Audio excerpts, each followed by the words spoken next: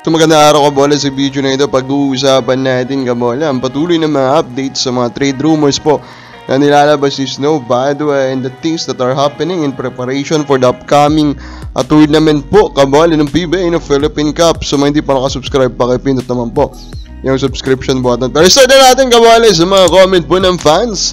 At po sa latest video natin, sabi hindi ligang labas problema, yung PBA mismo problema, sabi niya dito kabola. Doon sa issue po ng ligang labas, wag niyo naman po lahatin na sa PBA pa rin yung issue. Hindi po, kung talagang i-analyze mo po yung problem doon, nasa player lang yun, di ba? Kasi sila naman po yung namili yun eh. Alam naman nilang hindi yun pwede kabola, ba't pa rin nila pinipilit? So yung issue po sa ligang labas kabola is talagang issue yun ng players, almost 95% kabola. Ano po? Yeah, pero gets ko naman kung saan ka nagagaling. Yung ibang issue, of course, is sa PBA yon. And gets natin yan, kabola, kung saan ka nanggagaling regarding that. And then the happenings around the league, kabola, nilabas na po, itong schedule. And the most interesting part of this is that they will now play games in smaller arenas, kabola. So, kumbaga talagang nag-a-agree na rin sila kabola na nilalangaw na po sila. Kaya maglalaro na rin sila ng games sa Ninoy Aquino Stadium. Malamang mas mababang renta nila dito kabola. And mas maganda rin naman siguro makikita siya doon po sa TV. Kasi malamang naman mas magmumukhang puno yan kabola. And then one more, of course, ibang location nito. Tingnan natin, di ba? Baka naman yung mga taga doon is mas willing din naman silang itry pong manood po ng PBA. And the PBA will also try kabola in this season na maglaro into different venues in the same day kabola. Tignan natin kabola, maybe they are planning, they're cooking something moving forward regarding this. So let us see. I hope it succeeds kabola, and we will then expect more games in the provinces kabola.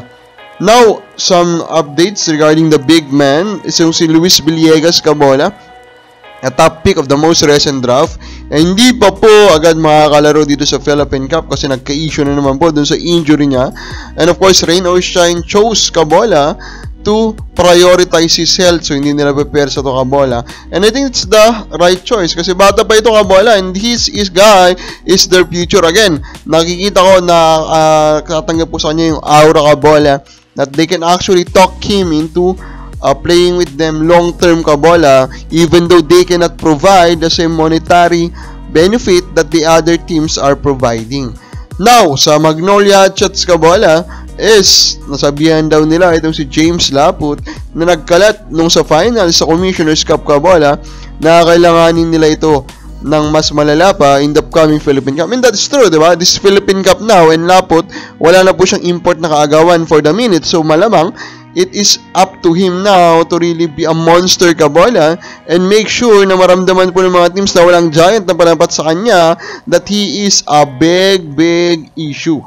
And speaking of Magnolia kabola, of course, the talk of the town right now is the Arven Tolentino to Magnolia trade kabola. And then we have an update. There is an update po provided by Snow Badua, of course, the king of PBA trade rumors kabola, na ito na nga daw po si Arven Tolentino. May narinig nga po itong mga coaches po dito po sa Magnolia, pero sabi nila nasa management pa rin yan kung mangyayari po yung trade or hindi. At dito mo actually mababasa ng maayos, reading between the lines, kung paano po yung setup talaga nila sa Magnolia, diba?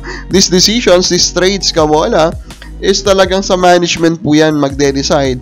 So, kung kayo po ay fans ng Magnolia at kayo po ay nababagalan sa pag-acquire po nila at mag-maximize na mga farm teams po ninyo, wag nyo po sisihin yung coaches, kabola. Kasi at the end of the day, magde-decide po niyan is the management, kabola. So, alam nyo na, kung hindi ito matutuloy, kung sinong sisisihin nyo. Pero again, we believe that Tolentino is a very great fit for Magnolia. So, kung ako sa kanila, talagang kukunin ko ito, kabola. Pero sana fair yung trade, diba? Kababas pa rin mo, dapat bang kunin po ng Magnolia si Tolentino? Kami na po sa baba.